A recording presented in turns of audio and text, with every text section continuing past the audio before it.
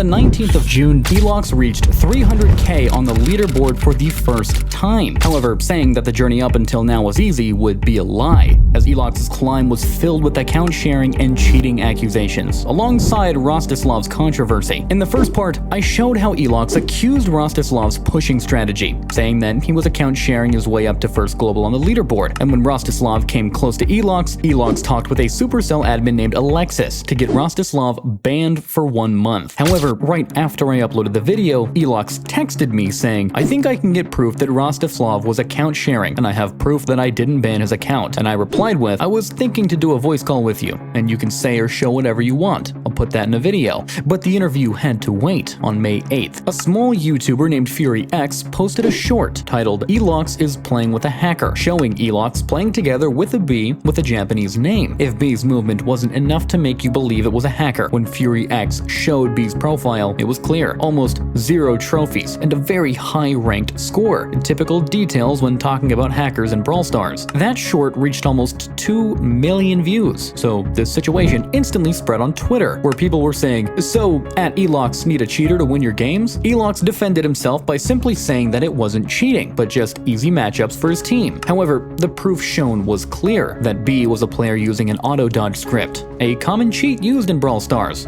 especially in ranked. Elox then released a public apology on Twitter, stating, "If the B I played with was cheating, I'm sorry. I didn't know. And for all those people who say I need a cheater to win, why would I start playing with a cheater now when I've done everything normal before? Like, I'm not dumb." The first question that comes now is quite obvious. How is the top 1 player not noticing an obvious cheater on his own team? Especially considering another important detail. Elox did not play just once with the cheater, but kept playing for over 100 matches. And still, he's saying he can't define if the B used a hack or not to win matches easier for him. "I can't see the moment where he cheats."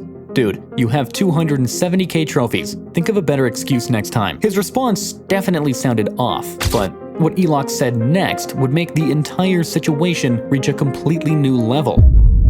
On the 10th of May, Rostislav uploaded a 23-minute video titled "Elox Admitted I'm Legit," showing private conversations between Rostislav and Elox. And the most important part by far is when Elox surprisingly says that Rostislav is somehow legit. Now, this is very weird, especially because even after the ban, Rostislav kept playing exactly as before and managed to reach top 2 on the global leaderboard. So what actually changed if Rostislav's playtime barely changed over the pushing period? Well, to answer that question, Elox started showing chats of him talking to Alexis, the French admin who supposedly banned Rostislav for 31 days. The conversation starts with Elox saying, "Right now, I'm pushing top 1 global and there's this guy named Rostislav. This guy is 100% sharing his account, like he plays 24/24, never takes a break longer than an hour. He has time to make videos with voiceovers, and at the same time, the guy is in peak form on stream or in videos. It's humanly impossible." And then Elox added, "Plus, I know that his scheme was to sit together in the same room and he would hand the iPad to his friend so it wouldn't get caught. I think, most likely, he's doing the same thing right now." Alexis then replied with, "From what I see right now, he plays from the exact same iPad and in the exact same place all the time, meaning there's no account sharing, unless he does it IRL, but that's impossible to prove." These messages exactly confirm that Rostislav was indeed legit, even before the ban. Because of that, one question comes to mind. If the official Supercell admin Alexis himself said Rostislav was not account sharing, why did Rostislav get a 31-day ban for suspected activities on his account? And to answer this question, we now have to look at Rostislav's next video, uploaded on the 19th of May.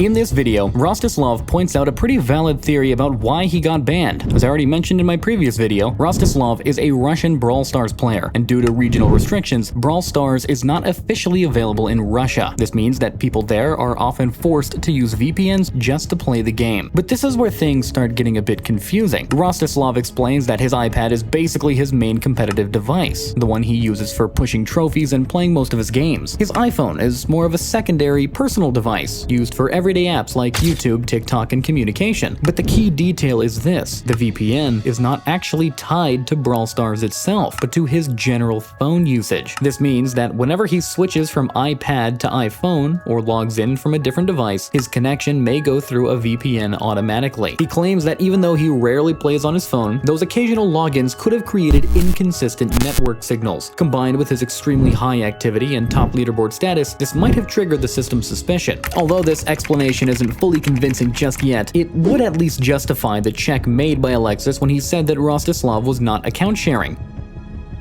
As some of you might remember, I'd already offered to hop on a voice call with Elox, so there was no better moment to finally do it. I texted him again asking, "Still willing to do the voice call? I can tomorrow if you want." The next day came, but there was no sign of him. So I donated during his Twitch livestream to get his attention, and shortly after, he messaged me saying, "I'll do it after my stream." However, once the stream ended, the call never happened. Although this wasn't exactly according to my plan, Elox still ended up sending me his entire Discord conversation with Rostislav, and after going through all of it, I think I finally reached a much better understanding of what actually happened between them. According to the timeline of the messages, something immediately stood out. After Rostislav uploaded his video on May 19th, both players seem to have ended their 2-hour call on good terms. It feels like they're becoming friends. But according to the screenshots Elox shared with me, the reality was very different. According to the timestamps, only one day after the call ended, the conversation between both players looked completely different. Despite the peaceful ending, Elox immediately went back to talking about Rostislav's account sharing controversy from 2023, sending screenshots and social media posts related to the case. Rostislav quickly noticed a change in attitude and replied, "Why were you so quiet on the call? We talked it through and came to the same conclusion, didn't we?" But Elox disagreed completely. "Brother,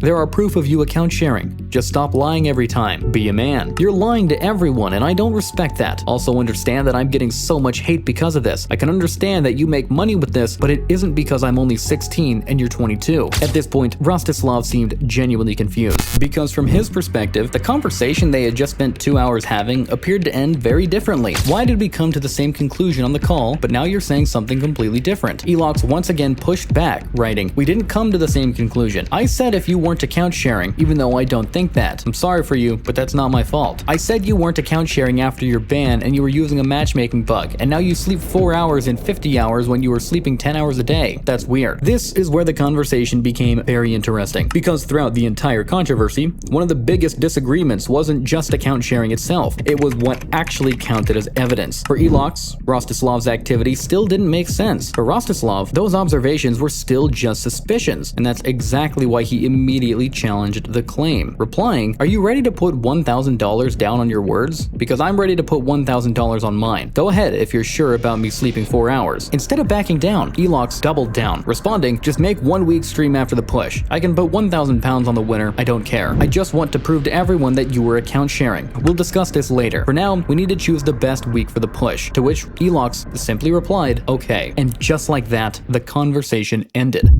But despite all the messages, all the arguments, and all the explanations, one thing became clear. Whatever happened during that phone call, it didn't resolve the controversy, because only 24 hours later, both players were still arguing about exactly the same thing they had been arguing about from the very beginning, whether or not Rostislav had actually shared his account, or whether the entire case had been built on suspicion rather than proof. But what makes this final conversation particularly interesting is that it seems to ruin the purpose of the challenge itself. Because if the goal of the 1 week stream was to find out who was actually right, Elox's next messages suggest that he had already made up his mind long before the challenge even started. Throughout the conversation, he repeatedly states that Rostislav was account sharing, not as a possibility, but as something he already believes to be true. And that is where one of the biggest questions of this entire story still remains unanswered. Why did Elox suddenly change his position after the ban? Before the 31-day ban, Rostislav's activity was constantly presented as impossible, unnatural, and clear evidence of account sharing.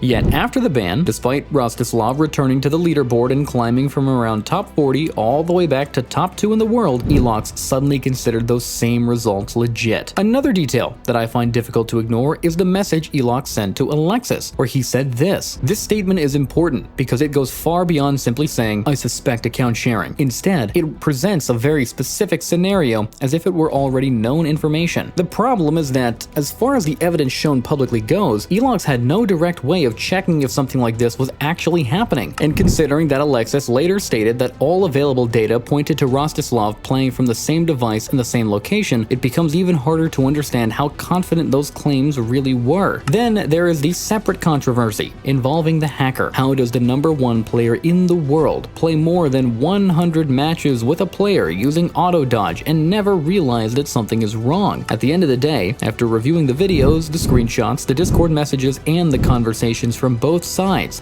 I don't think this story provides a final answer. And maybe that's the most interesting part of the entire controversy. Despite all the videos, all the statements, and all the evidence that has been shared publicly, the central question that started all of this remains exactly where it was from the beginning. Was Rostislav actually account sharing, or was an unprecedented push mistaken for something that it wasn't?